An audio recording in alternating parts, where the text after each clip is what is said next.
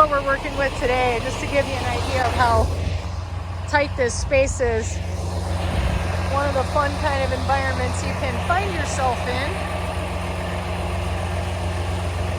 And we are going to be backing into that second door there once the guy that's in there now pulls out. So this is one of those obstacle course type places. Okay, I thought I was gonna have to back into this door, but it turns out I don't, which is good because it's super tight in here. This is one of those obstacle course type places, but I was mentally prepared to do it.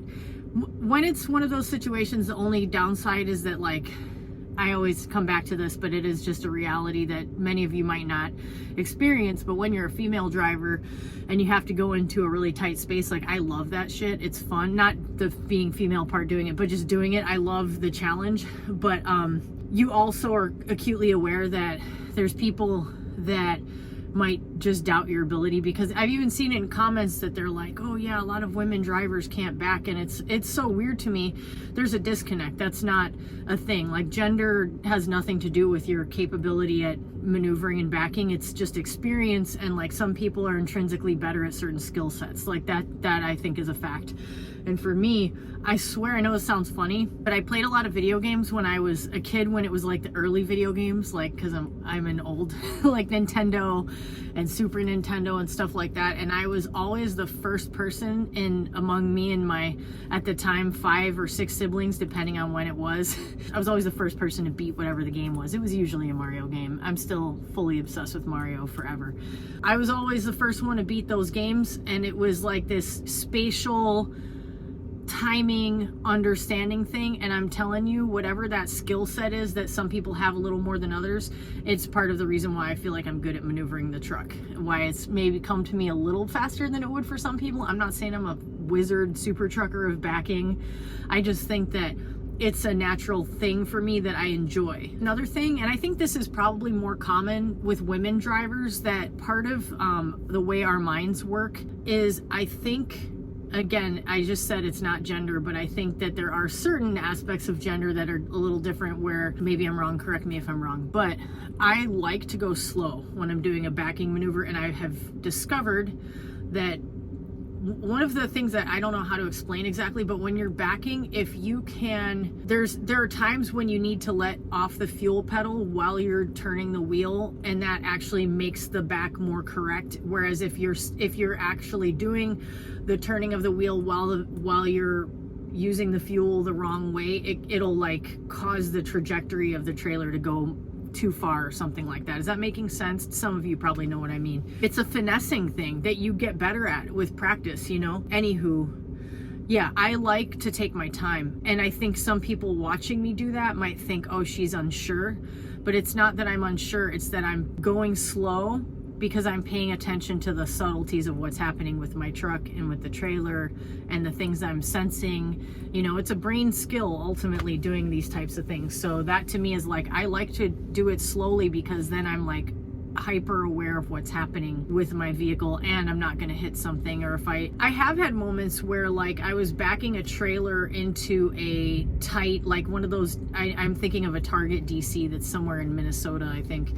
And they keep the trailers really tight together in there, and there's not a lot of space in front of you, so you have to get your angle just right, and it's a little tricky. Sometimes it is like, it's like I say, it's like playing Operation with big heavy objects. That game Operation where it's if you accidentally touch something, it's like that. And in your brain, when you touch something with the trailer, you go so yeah, turned out I didn't need to back into that dock, thank goodness, because that would have just been time consuming, but it would have been fun. I love a challenge, and it's a slow week, so I'm all for like slow challenges. It's fine. Yeah, this is one of those places. I'm delivering siding, I think, and it's one of those places where they don't have a big enough facility, so they stack a lot of their product outside, and it's just in the area where trucks need to maneuver. It's the type of place that the person who was delivering before me was in a box truck, and it makes way more sense. There's a guy after me who's delivering in a semi, and he's like, yeah, I come here all the time. So he was like, you're gonna want to do this and that. And I'm like, okay, cool.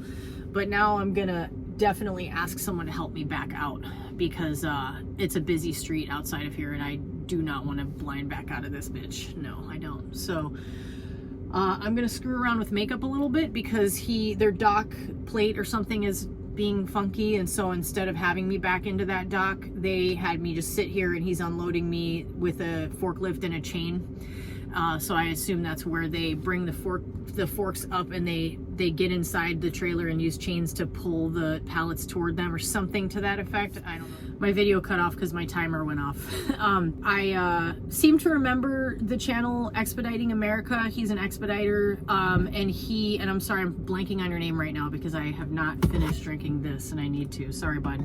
I remember him talking about, because he's using a Sprinter van and he has to get unloaded, and sometimes he'll have multiple pallets that one is like deeper in the van and it's something really heavy, so that's a technique I seem to remember him talking about using when you don't have like a loading dock, or like in his case he has a lower profile vehicle that can't be unloaded at a regular loading dock. So that's my morning. I am in Madison, Wisconsin. It's a beautiful morning, a beautiful brisk morning, my favorite kind, and I'm heading to Baraboo with the other half of this load, and then who knows where I'm heading next, but I know they're keeping me local because I'm going home day after tomorrow. What day is it? Today's Wednesday. Yeah, so that's what it's looking like. So talk to you later. So I'm about to back into this dock to pick up, I think I'm picking up rolls of paper, and this is something that I haven't seen before, where there's an actual set of train tracks that I will be sitting on while I'm getting loaded. That is so different, but that's because this place is getting product directly from train cars, and I wonder if that's something that might be becoming more common. Something that I want to share with you guys, I'll throw a link in the description. I just watched a really interesting episode that just came out. Here, I'll show you real quick though. You can see that there's actually the train on, I can't see where I'm pointing, but there's a train on the tracks right now, and I see a yellow flashing light over there, and it's at the signs say don't back on into the dock door until you see that there's no train and the flashing light is off. But I see a train that's all the way down there, and I'm not sure if that's what that means. Like, I do see a yellow light, but it's over there, not over here. So I don't know. I'm staged. Got my tandems back, my door's open, I'm ready to pick up and just back straight into this door. But the guy who's gonna load me is on his lunch break. So I thought, you know what? Let me just hang out just to be on the safe side, because I don't know if that means there's a yellow light that I should be seeing over here or the train would be closer, but I see a train. So I'm just gonna stay over here, you know?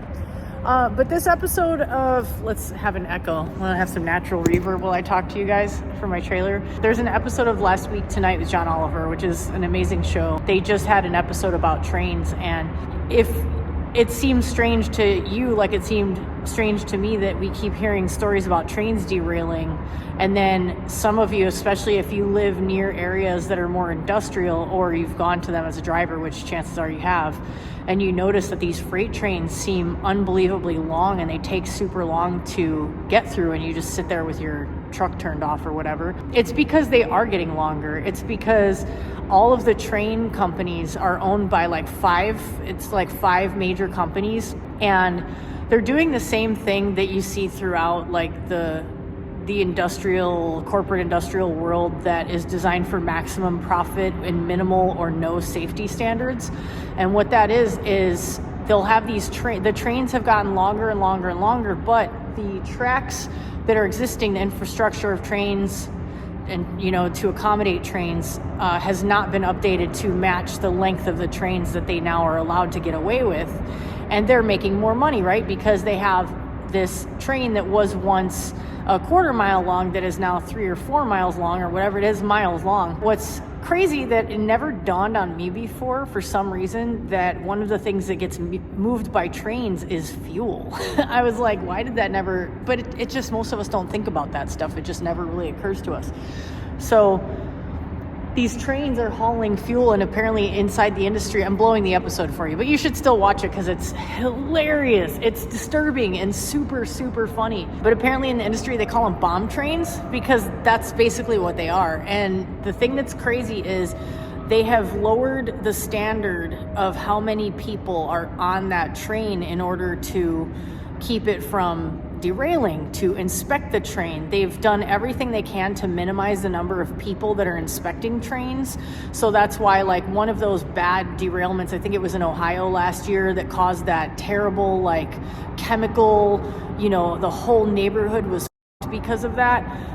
That was caused by a bearing problem, I believe, and like a burned out bearing or something like that. And those are things that happen to trains. It's just like those of you who drive trucks, you know, and it's like, you know, you see there's a lot of truck drivers that don't check their trucks, and that kind of thing is what leads to accidents. But imagine if your truck is hauling like miles of containers full of fuel.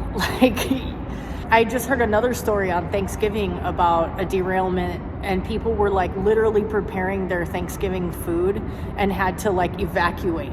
And it's just so crazy. And it's because the barons that are at the head of these train companies are greedy, and they don't care, because the areas that the trains go through where derailments are more often happening are not wealthy areas. However, kind of what they get into in this episode is that it's like a matter of luck and time before something happens in a major, highly populated like city area or something. So it's pretty wild, and I just wanted to mention it because it also very much is related to trucking, because the reason why the trains have become more in demand and more lucrative for companies to use to haul things by train is that it's cheaper than trucks.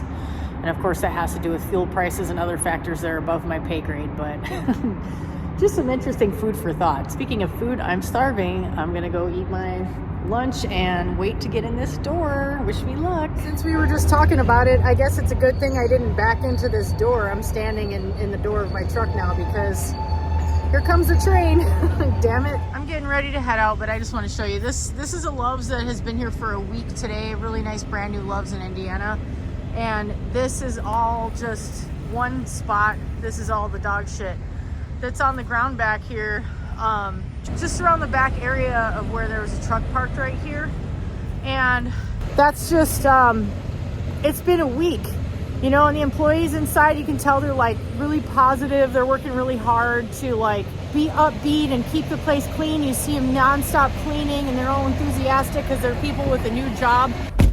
And one of their jobs now is they have to pick up dog shit after people who are so lazy that if you're too lazy to clean up your dog's shit, you shouldn't have a dog, period. Like, that's it.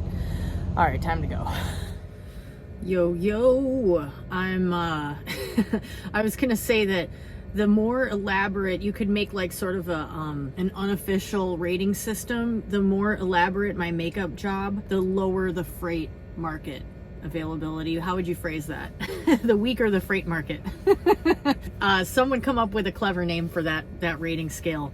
I'm nuking up some Velveeta shells and cheese because I'm a health freak. I'm actually about to head back to the terminal empty from Kalamazoo because there's just not any freight moving. It's right before Christmas, and the few drivers that were able to grab loads were going, you know, in a different direction. That's where most of the loads were. He's like, everything is just going south, and you know, if you go south, you're probably going to get stuck in the south.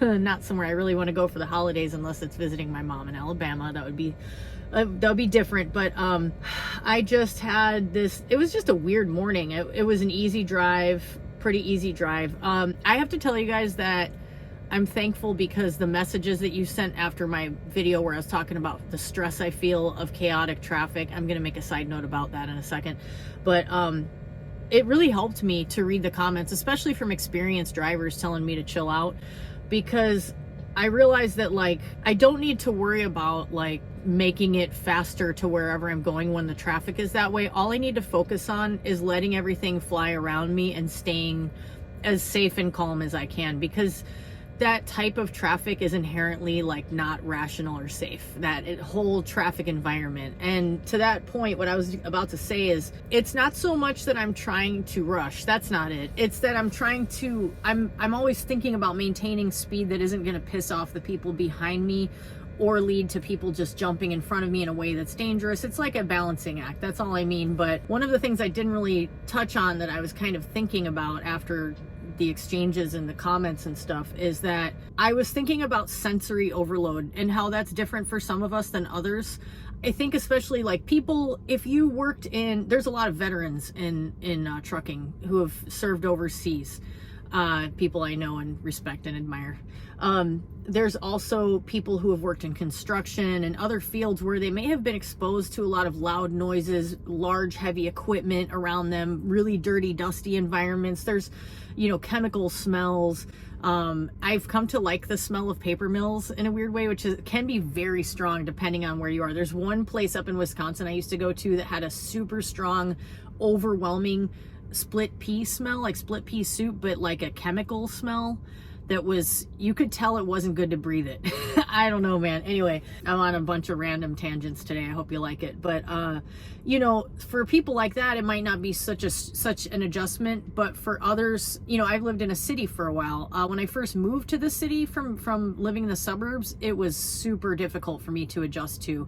And I moved to one of the busiest intersections. For those of you who know the city, I moved to, get this, Western and Fullerton, bitch. Yeah. Kitty corner from what was, how am I blanking on the name of that bar? I'm gonna think of it and I'll put it on the screen, but it was an awesome like music venue, but it was super small, and the freaking decibel level was like ungodly loud. You could hear it loud and clear inside your apartment, windows closed. Their windows were closed on that place. It was so loud. Anyway, yeah, I moved to that spot when I first moved to the city from a very quiet suburban environment, and I was not into it. There was a bus stop directly in front of my apartment. The apartment was also a gut rehab that was a complete shithole, by the way. That was another story. That's another story. Tangent. But I was just gonna say that part of why that traffic situation gets me riled up is that it's overwhelming to your senses too, because it's dark out early, and so there's all these lights of all the vehicles around you. There's the sounds, there's the rushing of cars going by you, there's the trucks that are, people driving these big old Pete's with the really loud engine brakes, and they're flying past people way too fast for the conditions, basically, and then they're jamming on their engine brakes. I guess you don't jam on them, you know what I mean.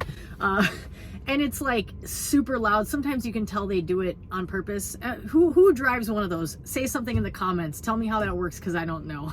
It happened last night. I was just like some guy, I was thinking about the person in the car next to him that probably became suddenly clenched because it must have been super loud right next to their head, But yeah, that's more what I'm talking about. It's not just like feeling agitated by people driving dangerously around me, especially in trucks. It's the combination of that, the fact that you feel your clock ticking down, the fact that you're worried about being able to find a parking spot, but then the sensory overload of the whole situation. It's a whole bunch of factors. And I was just thinking to myself, man, I'm a much tougher, more resilient is the word that comes to mind, but it's not just resiliency. It's like you become calloused, and I don't mean that in a sense of callous, like I'm tough. It's more like, it's like what, working with your hands does to your hands. Working in this type of environment and being a professional driver makes your soul calloused, where you might get angry or you might get upset, but you're different. You're changed by it. You are a tougher person because you really have to be, or you won't last. This shit is no joke. So anyway, I had a hard morning emotionally. I'm, having a weird experience of my mix of emotions and having lost our senior dog. And part of wearing makeup is that it helps keep me from crying, but also sometimes I can't cry, and then sometimes it washes over me. But I when I start to cry, I usually choke it down, because if I cry for 2 minutes, it makes my eyeballs just freak out. It's the worst. So it's no, I don't even want to let myself. But then you have all these pent up sad emotions. Anywho's, I'm looking around because I'm how in the hell am I going to get out of this Walmart that I just got myself into? I came over here just for somewhere to go that was down the road from the gravel lot that I was waiting in, and we didn't get a load. So I'm going to head back, put my podcast back on. It's the holiday episode of Behind the Bastards, which is always a non-bastard, which is refreshing. It's someone good. I'm listening to that and heading back to the terminal through the hellscape of Gary and Chicago area traffic, but then I get to go home, so that's pretty cool. Short week, not a great paycheck week, but them's the breaks. That's working on the holidays, it's all right. It is what it is. All right, I'll catch you guys later. Do you guys literally forget how to do everything when you get in your car after being in your truck for a while? Or also, do you forget how to back a tractor after you've had a trailer on you for a while and you haven't disconnected? Because I couldn't back that thing. I was just like, what am I doing? And then getting in my car, it's like everything is on the opposite side, so I have to like look and go, where does the key go? And I have to like, I try to wash off my windshield and I accidentally like flash the brights. Everything is opposite day. I swear I know how to drive. That's why getting back on the highway after driving my truck for long enough is extra terrifying, because I feel so weird being in a car again. Good morning. It's a foggy day by the beach at Lake Michigan. I love it when the you can't see where the water ends and where the air begins. It's really cool. Like, just look out. It's the abyss. The cold abyss. And supposedly the water's only like 40 degrees, which I don't think is accurate. I think I looked it up. I think it's probably closer to like 48. Anyway, it's not that cold outside. It's like 40 something degrees outside at least. But I just came over to do my cold therapy, and I'm meeting all the dogs this morning. Like, I see dogs with their owners every day, but we just kind of walk past each other, and I always like smile longingly at the dogs, like, I wish you would come over so I can pet you. And for the second day in a row, I've run into a neighbor with this dog, and I should have asked him to take a little video. He was a nice guy. I'm sure he would have been fine with it. But her name is Wilma, and get this, she's a mix of she's a beagle for sure. You can see that, but also she's got what very much looks like Dalmatian markings. And I don't know if, I mean, I think that is what she is. Probably other stuff too. She's a mutt. But she is so sweet. And she has like a beagle body with Dalmatian markings. It's kind of hilarious. And she's so sweet and gentle. And she like looks at you like, please pet me, please pet me. And then I was petting her, and she puts her paw up on my arm, like, keep petting me, just so you know I like this. This is good. And she's like making eye contact with me and just like giving me this sweet face, and puts her nose down by me. It just, oh my God, it just was so nice. And I was like, it's like, you know, I need doggy therapy today. It just made my day. And the owner told me, his name was Danny, he told me that she had been rejected twice, like left at shelters. And I'm like, how does someone leave a dog like that? That's so easy. People are something else. But anyway, it's been my morning of doggy therapy. It's been great so far. I'm really enjoying it. I'm watching someone walk with a shepherd mix that looks, you know, it has a puppy tail still, a little silly, goofy, too long of a tail that it doesn't fully have control over, and it looks like it's gonna come say hi too. Hi. Hi, buddy. Oh, you're so nice. Thank you. Hi. This is a puppy? He's 2. Oh, he's 2? Yeah. He's so sweet. See, that just made my day. All right, let's get some breathing exercises and some cold therapy. I just had another dog come over and visit me. I am having the day of all the doggy visits, and this never happens. I'm a little teary-eyed because it really got me. And it was a sweet older dog. And he was a little donut. He was definitely a straight up mutt. When I say donut, like dogs that are like a pug body, that's what I think of as a donut. He was a little donut. He might have had a pug mix in there. I don't know. He was a whole bunch of things, but he had a scruffy little white face. But I just wanted to show you, look. I'm not the only crazy person. I'll have to zoom in. There's 2 people in the water right there. So I'm about to get in. The air temperature is so warm, it's crazy. It makes it even more of a shock when you get in though. So I'm partly procrastinating by making this video, I guess. Hey there, I just wanted to show you guys something real quick. I don't know if you guys who have watched my videos at all during the summer months remember when I am walking down the street and I pick mulberries off this bush and just eat them, and they're super tasty. But well, this is the mulberry bush with the lights on it, and it makes like this arch over the sidewalk, and I don't know why, but for some reason the fact that they do that when it's like this awkwardly shaped tree, it just brings me joy. So I just wanted to share that with you. It's been kind of a bummer of a Christmas with losing Charlie this week and stuff, and it's just been a quiet day, and I just kind of hung out. But yeah, that was just a sweet little thing I wanted to share. I hope you all had a nice Christmas. Do you like my umbrella? I love it. It's so cute.